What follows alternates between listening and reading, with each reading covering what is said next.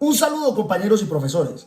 Mi nombre es Nelson David Velázquez, estudiante de la carrera Estudios Políticos y Relaciones Internacionales del cuarto semestre. Para la realización de ese trabajo hemos trabajado en conjunto con Laura Daniela Peraza Garzón.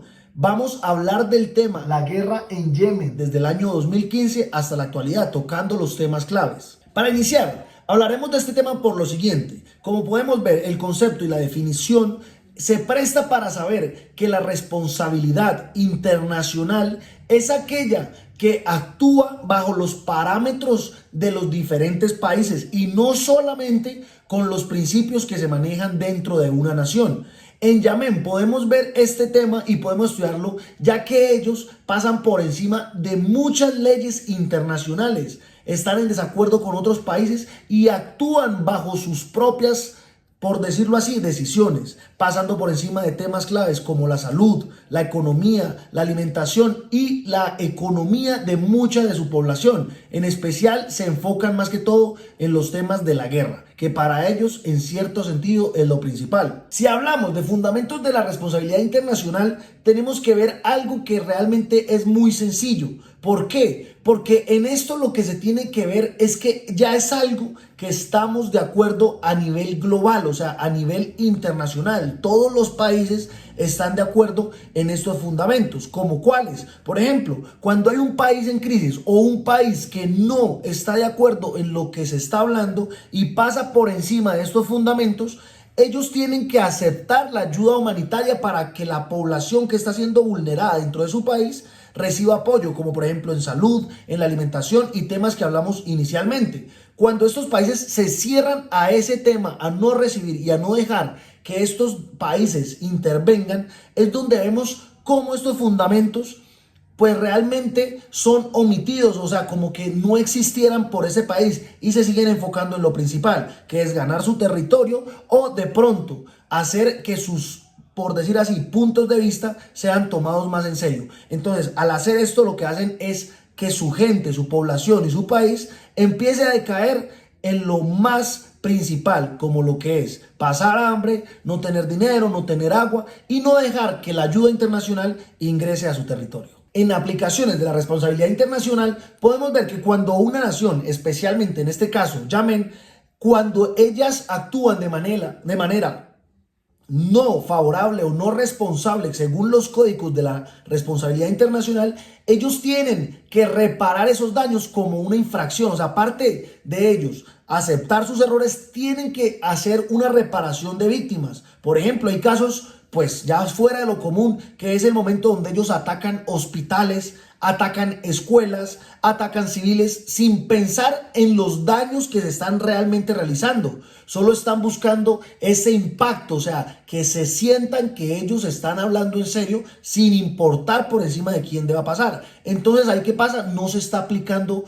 un criterio ni un principio de responsabilidad. Y aquí es donde llegan los medios internacionales y empiezan a evidenciar lo que está sucediendo en este país. Algunos efectos de la responsabilidad internacional, o pues como debería ser, es que el país o el estado que afecte o ataque contra los civiles, los puntos de pronto de atención de salud como hospitales, IPS, EPS, pues deberían, aparte de ser sancionados, también responsabilizarse en la reconstrucción de estas estructuras, reparación de víctimas. Pero en este país como Yemen, podemos ver que esto no pasa, porque algo es lo que el derecho como tal y la ley exige internacionalmente, y otra cosa muy distinta es la realidad política que se vive en estos tipos de países, especialmente en Yemen. Porque no siempre, por decir así, los actores internacionales pueden obligar a que los países actúen o respondan de la manera que ya se acordó. Aquí llega un punto muy interesante y es la ausencia penal en la responsabilidad internacional. ¿A qué quiere llegar esto? Pues la responsabilidad internacional se basa directamente es en el país, en la nación, en el Estado, más no en los dirigentes que toman estas decisiones. Cuando un país de estos pasa por encima de los acuerdos se sanciona directamente al país, más no a los líderes que tomaron estas decisiones. Tienen ciertos pues puntos de vista diferentes a lo que sería, por decirlo así, lógico para muchas personas. Sin embargo, esto ya tiene una trayectoria y una trascendencia donde ya se ve directamente afectado es el país, ¿sí? Por ejemplo, uno de los casos más fuertes es cuando el país o las decisiones que toman estos dirigentes hacen pasar hambruna a su población. Estos son los casos más extremos.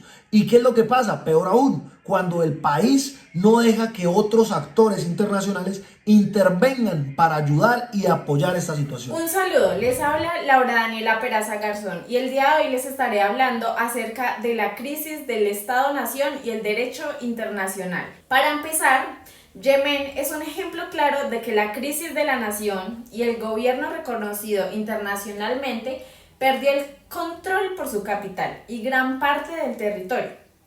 El derecho internacional fue diseñado pensando en estados muchísimo más fuertes, pero esto muestra que actores no estatales tienen un papel muy decisivo aquí, ¿sí? Entonces, es por esto que la crisis genera vacíos jurídicos y que de esta manera complica la aplicación del derecho porque pues no es demasiado claro quién tiene la obligación de proteger, en este caso, pues a la población. En derecho internacional vemos que el ambiente, el medio ambiente es algo muy claro y es que es obvio a nivel internacional, a nivel mundial, a nivel global, porque es algo que es responsabilidad de todos. Y en Yemen pues se está vulnerando y se está dejando a un lado este aspecto.